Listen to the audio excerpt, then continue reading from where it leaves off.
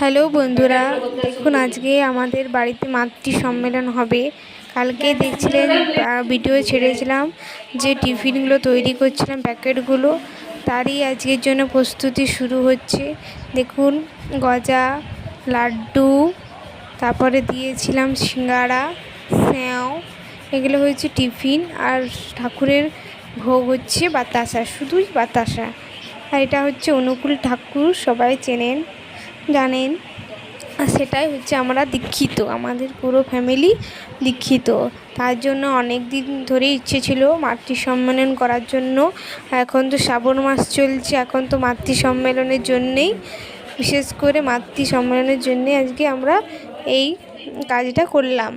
এটা হচ্ছে শুধু মায়েদের কাজ।